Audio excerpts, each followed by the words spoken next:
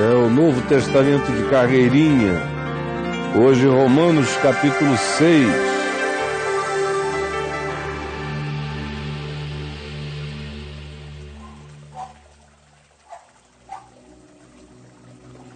Sobreveio a lei para que avultasse a ofensa.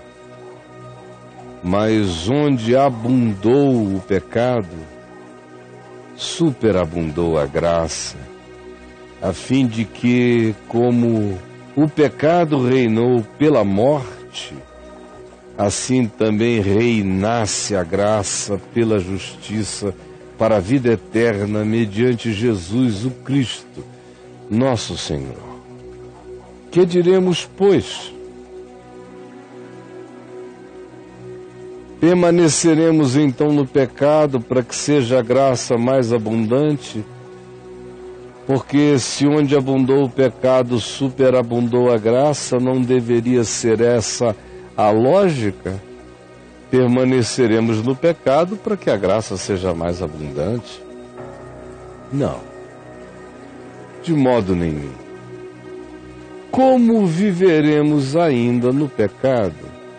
Nós, os que para o pecado morremos em Cristo, na consciência que adquirimos acerca do que Jesus estava fazendo. Não dá mais para viver deliberadamente na prática do pecado. Ou porventura ignorais que todos nós que fomos genuinamente batizados em Cristo Jesus, fomos batizados na sua morte? Todos nós. Isso deveria fazer parte da nossa consciência, não da nossa ignorância. A genuinidade da consciência do significado do batismo implica nisto. Saber que quando Jesus morria, eu morria com ele, e o meu batismo é uma sinalização desse entendimento em mim. Fomos, pois, sepultados com ele, Jesus, na sua morte, pelo batismo, que simbolizou essa nossa adesão, essa constatação de que ele levou a nossa morte na morte dele. Fomos, por causa disto, sepultados com ele na sua morte pelo batismo, para que, como Cristo foi ressuscitado dentre os mortos pela glória do Pai, assim também andemos nós agora no chão da terra, como filhos da ressurreição, andando em novidade de vida.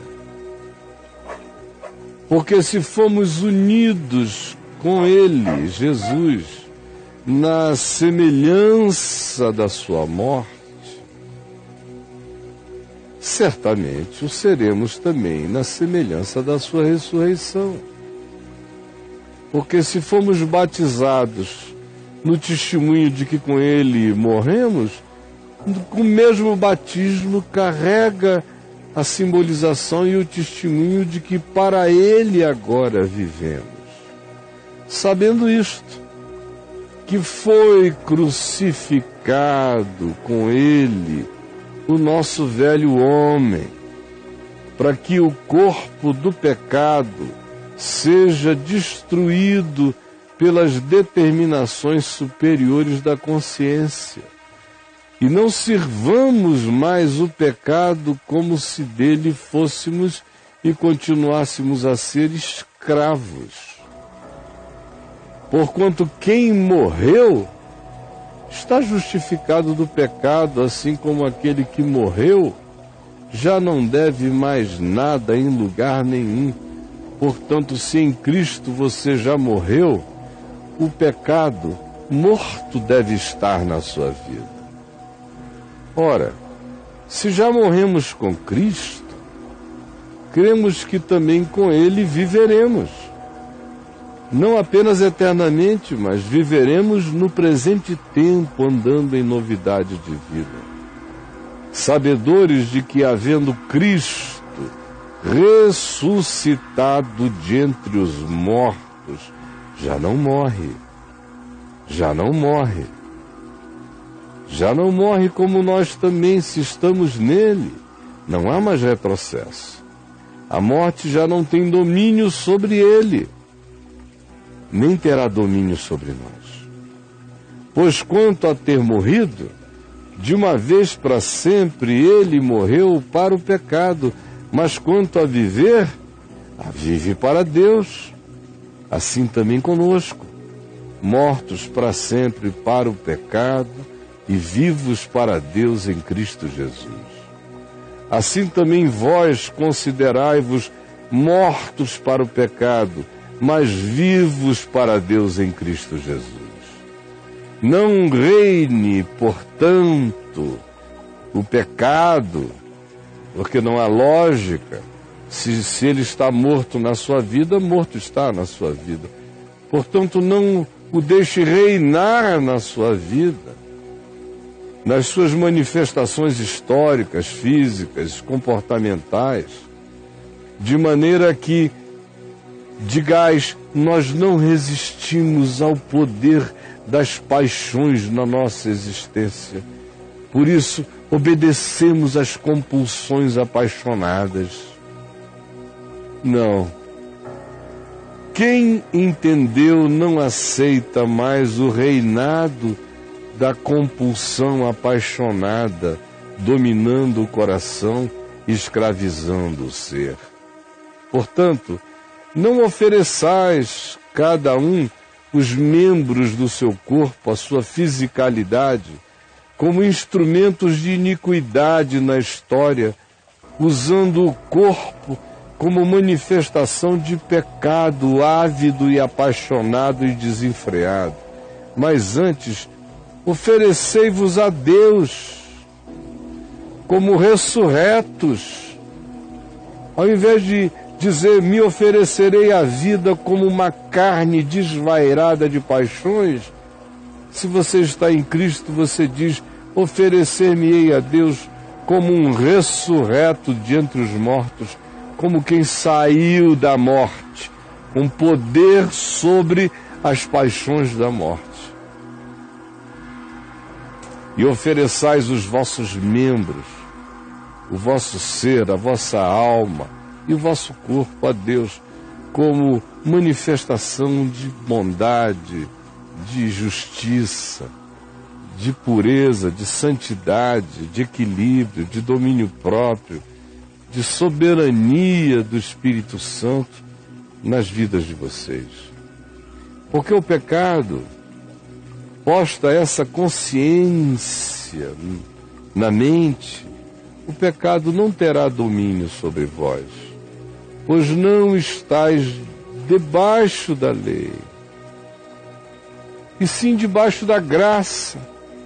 Tudo isso acontece sem culpa e sem medo, mas espontânea, alegre e lucidamente. E daí? Alguém pergunta: e daí? Havemos de pecar porque não estamos mais debaixo da lei e sim da graça? É a conclusão de alguns simplistas. Então não estamos mais debaixo da lei e sim da graça? Vamos pecar à vontade? Paulo já respondeu esse argumento antes, dizendo: de modo nenhum. Onde abundou o pecado, superabundou a graça, mas não é como concessão a que mergulhemos no pecado e ele volta e ouve as vozes cínicas dos que, ouvindo sua pregação, perguntavam no coração: e daí? E agora? Havemos de pecar porque não estamos mais debaixo da lei e sim da graça? Ao que ele responde: de modo nenhum. Outra vez eu digo: de modo nenhum. Não sabeis que daquele a quem vos ofereceis como servos para a obediência, desse mesmo a quem obedeceis, sois servos? seja do pecado para a morte ou da obediência para a justiça, a gente é servo daquele a quem a gente obedece, daquilo a que a gente obedece, ou aquilo em relação ao que a gente não consegue oferecer resistência e dizer não. Disso e desse somos servos. Se é o pecado que impõe essa força e a gente diz, eu a ela me rendo, nós somos servos do pecado. Se é a consciência que nos chama para a verdade e nós damos razão a ela, nós somos servos da justiça. Mas graças a Deus, porque outrora, no nosso passado, escravos das compulsões, dos desejos, das vontades, dos caprichos, contudo, viestes a obedecer de coração à forma da palavra que fostes entregues. Foi um milagre. E uma vez libertados daqueles vícios, condicionamentos, maneiras de entender, de pensar, de interpretar, uma vez libertados do pecado, fostes feitos agora servos da justiça, obedientes da verdade. Falo como homem, por causa da fraqueza da minha carne e da vossa carne. Ora, assim como oferecestes um dia com avidez vossos membros para a escravidão da impureza, da paixão, do desejo, ou mesmo da maldade para a maldade, assim como fizestes isso com aquela disposição louca, assim agora oferecei os vossos corpos, as vossas mentes, os vossos seres, para servirem à justiça de Deus, ao Evangelho de Deus, para a santificação do ser. Porque quando éreis escravos do pecado, entregues com avidez às compulsões que de vós brotavam, estáveis isentos em relação à justiça. Porque nada tinhais na mente. Éreis apenas escravos que nem sabiam a profundidade da escravidão. Mas naquele tempo, que resultados colhestes? O que de bom procedeu daquele tempo, da avidez, daquela ignorância insensata, que vocês semearam dali? Senão somente as coisas de que hoje vos envergonhais, porque já entendeis que o fim delas é a morte. Agora, porém, libertados do pecado. Agora, porém, libertados do pecado, transformados em servos de Deus no Evangelho, pela obediência à palavra. Tendes agora o vosso fruto, frutificando para a santificação, e depois de tudo, para a vida eterna. Diferentemente de como era antes. Porque antes, o que tinhais era isto, que o salário do pecado é a morte. Só isso tinhais, mas agora sabeis que o dom gratuito de Deus é a vida eterna em Cristo Jesus, o nosso Senhor.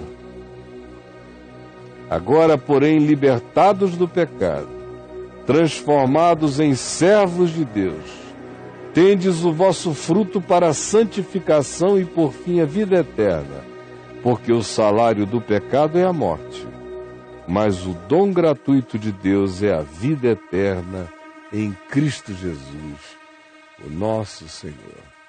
Esta foi a leitura de mais um Novo Testamento de carreirinha para mim e para você.